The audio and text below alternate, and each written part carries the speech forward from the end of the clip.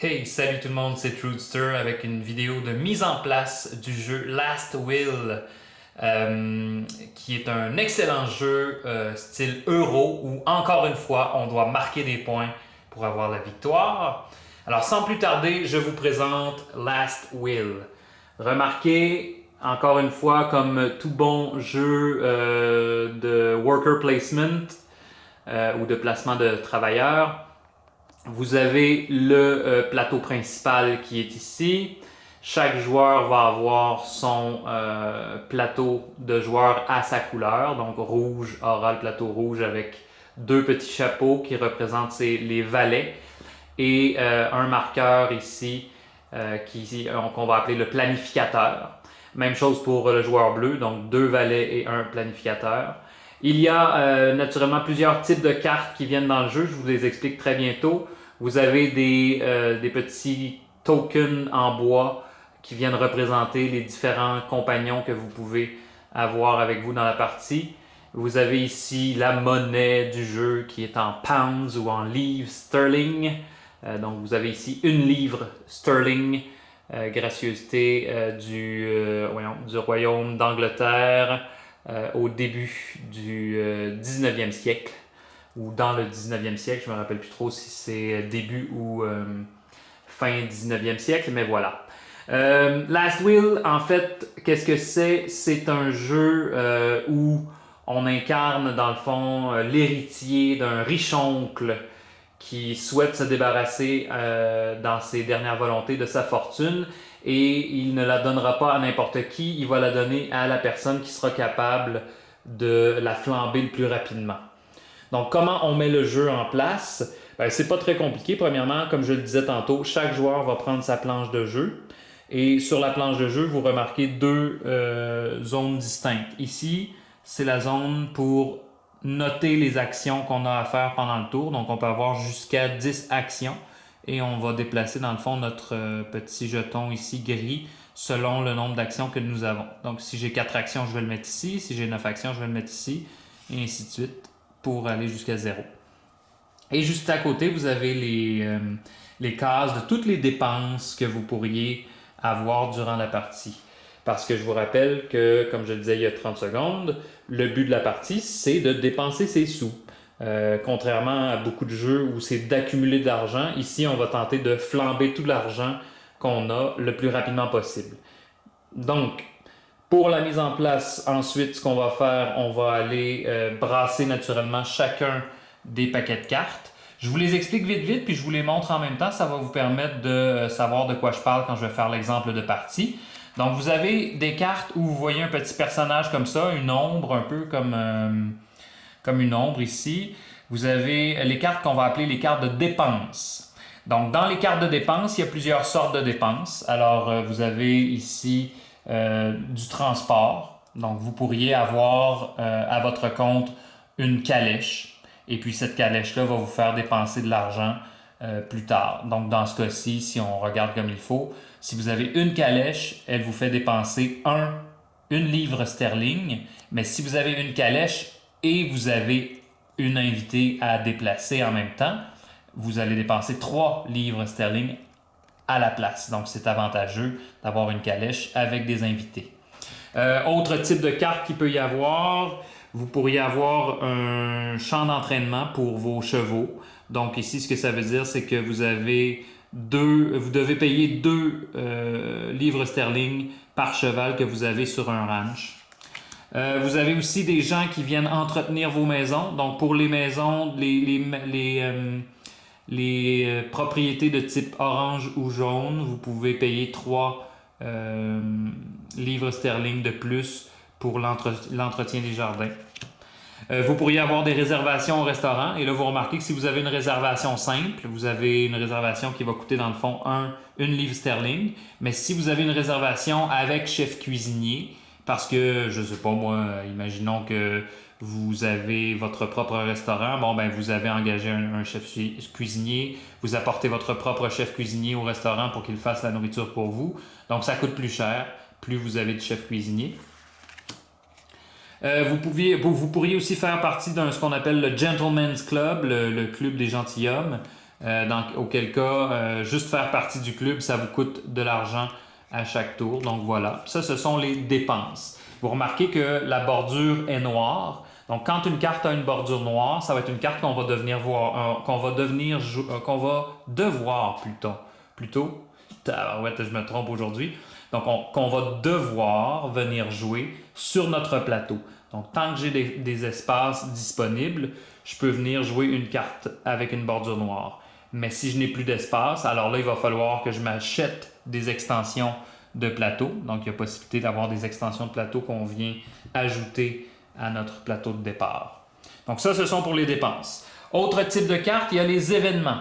Donc, les événements, qu'est-ce que c'est? Dans le fond, les événements, c'est plein de choses. Premièrement, vous voyez ici, on a un petit personnage avec son vélocipède. Si ma mémoire est bonne, c'est comme ça que ça s'appelle en français. Et qu'est-ce que ce sont les événements? Bien, ça peut être plusieurs choses. Vous pourriez faire un bal. Le bal, qu'est-ce qu'il dit dans le fond? C'est que vous choisissez la proportion de votre bal. Si c'est un petit bal, vous pourriez dépenser 4 livres sterling pour organiser le bal. Mais vous pourriez aussi organiser un grand bal à 13 livres sterling. Et là, naturellement, vous dépenseriez plus. Donc ça, c'est pour le bal. Vous pourriez vous payer un dîner de cochon où vous payez déjà 2 livres sterling et vous pourriez payer 2 livres de sterling supplémentaires si vous avez un chien qui vous accompagne à ce dîner. Ici, vous pourriez demander juste de vous faire transporter comme un peu un taxi le ferait jusqu'à votre prochain événement. Donc, vous payeriez 3 livres sterling. Vous pourriez, si vous voulez, pour dépenser des sous, faire une balade en bateau. Et si vous faites une balade en bateau simple, ben ça vous dépensez moins que si vous amenez une invitée, votre chien et votre chef cuisinier en bateau. Donc voilà pour la balade en bateau. Vous pourriez aussi aller au théâtre en vous servant de votre monture, votre fidèle destrier pour vous déplacer. Ça vous ferait dépenser davantage de sous. Donc ça, ce sont les événements. Donc on a dit les dépenses, les événements. On peut aussi s'acheter des propriétés, de l'immobilier. Dans le fond, on peut se lancer sur le marché de l'immobilier. L'immobilier, il y a 4 sortes de maisons. Il y a les maisons qu'on pourrait appeler les maisons brunes, jaunes, les propriétés plus style ranch et ferme en vert, et puis les maisons orange. Donc, une propriété, qu'est-ce que ça a comme particularité? Bien, vous voyez ici sur la carte que j'ai le prix d'achat, c'est le prix le plus haut ici. Donc, quand j'achète cette propriété-là, je dois la payer 18 livres sterling. Et ensuite, vous avez le coût de dépréciation. Donc, si elle déprécie une fois parce que vous l'avez mal entretenue, bien, vous allez la revendre 15 livres sterling. Et ici, vous avez les coûts d'entretien de votre propriété. Donc, vous avez le choix dans le tour, en fait. Vous pourriez décider de laisser la propriété dépérir ou, au lieu de la laisser dépérir, vous l'entretenez. Et si vous l'entretenez, bien, vous allez payer le nombre de livres sterling selon que vous avez un chef cuisinier ou vous n'en avez pas. Donc, je vais vous montrer vite les autres exemples. Là. Ici, vous voyez, ça, c'est une propriété qui peut déprécier de 15 livres sterling jusqu'à 4 livres sterling. Et puis, vous pouvez l'entretenir si vous ne voulez pas qu'elle déprécie à coût de 3 livres sterling par tour. Ici, la différence avec les autres propriétés, c'est que les propriétés vertes, soit les ranchs ou les fermes comme celle-ci, c'est qu'elles vont toujours s'acheter et se vendre au même prix. Donc, je l'achète à 10 livres sterling, je vais la revendre 10 livres sterling. Par contre, je dois l'entretenir, cette ferme-là, ça va me coûter des sous. Et ça va me coûter davantage de sous si dans la ferme, j'ai ajouté un cheval et un chien. Et là, c'est un autre exemple de propriété. Vous avez la maison de campagne, en fait la maison de ville plutôt. Donc votre maison de ville, vous pouvez la faire déprécier ou l'entretenir. Si vous avez un invité dans votre maison de ville, ça va vous permettre d'entretenir à coût très élevé. Donc voilà pour les propriétés. Vous avez aussi les compagnons qui peuvent vous accompagner durant la partie. Les compagnons, ça, c'est les cartes les plus simples du jeu. Il y en a 4 sortes. Il y a votre fidèle chien, dans ce cas-ci, probablement un lévrier. Donc, le lévrier qui est une carte possible. Votre cheval, votre chef cuisinier, comme ça ici. Et finalement, une invitée de marque que vous pouvez avoir avec vous pour dépenser davantage de sous. Donc ça, ce sont les 4 grandes catégories de cartes qui vont être utilisées très souvent. À cela s'ajoute une catégorie de cartes qui sont les cartes spéciales. Et pour les préparer, les cartes spéciales, il faut faire attention. Il y a des cartes qui ont une couronne, des cartes qui ont 2 couronnes, comme on peut le voir ici, et des cartes qui ont 3 couronnes. Donc, ce qu'il faut faire, dans le fond, c'est brasser toutes les cartes qui ont une couronne ensemble, brasser toutes les cartes qui ont 2 couronnes ensemble, et finalement brasser les cartes qui ont 3 couronnes ensemble. Donc, on prend les 3 piles et on met les 3 couronnes dans le fond, les 2 couronnes par-dessus et la seule couronne sur le dessus complètement. Vous avez aussi les cartes qu'on appelle les cartes de dernière volonté. Ça, vous allez voir, c'est très pratique pour la mise en place parce que c'est ce qui va déterminer combien d'argent chaque joueur a en commençant la partie. Finalement, les 2 dernières cartes, il y en a juste 2 dans le paquet, ce sont les jokers, si on peut dire.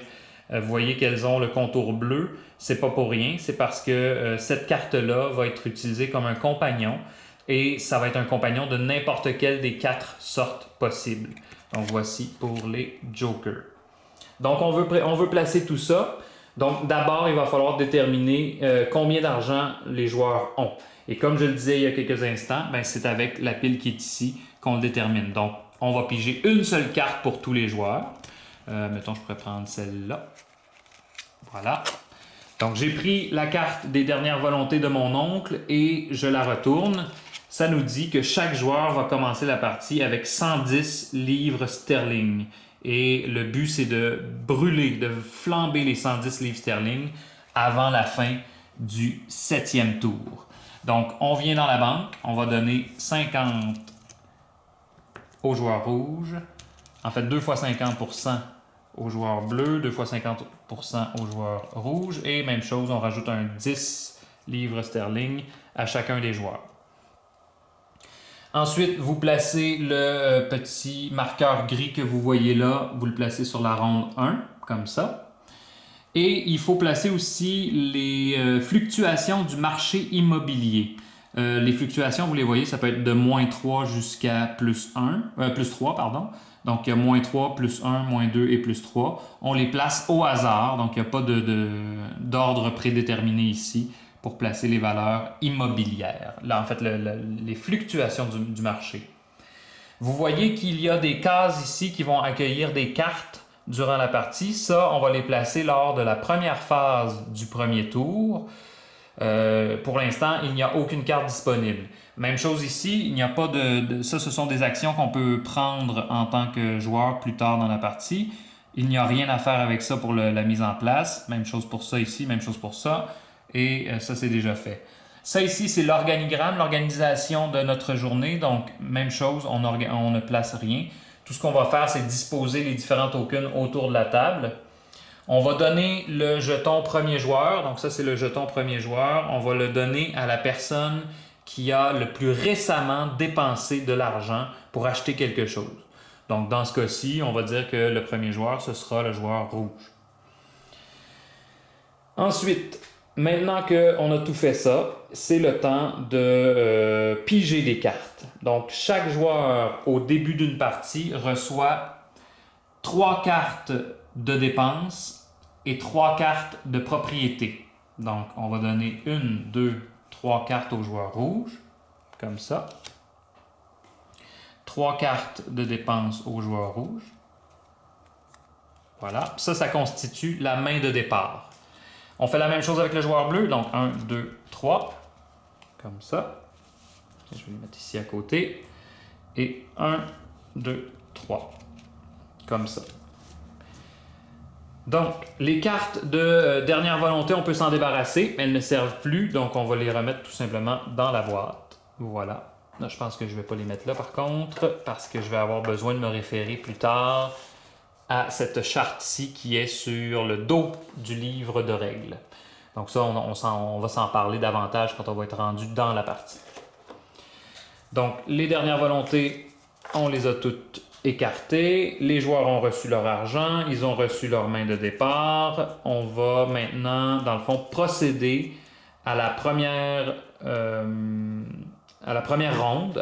ronde qui va se dérouler, dans le fond, assez rondement. La ronde qui se déroule rondement. Bravo pour le jeu de mots ici. Les cartes qui sont jetées en passant, il faut faire des piles de défausse à côté de chacune des sortes de cartes. Donc, je donne un exemple.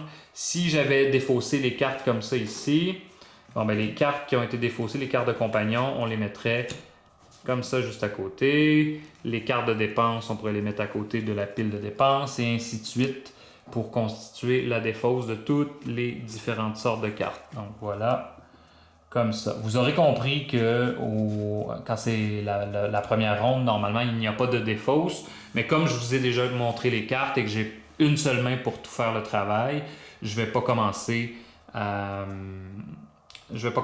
essayer de rebrasser tout ça là, à une seule main, ça serait trop compliqué. Donc voilà pourquoi je les défausse plutôt que je les rebrasse dans leurs piles respectives. Vous allez voir, ça ne changera pas grand-chose. Donc voilà, ça représente dans le fond la mise en place de départ du jeu Last Will.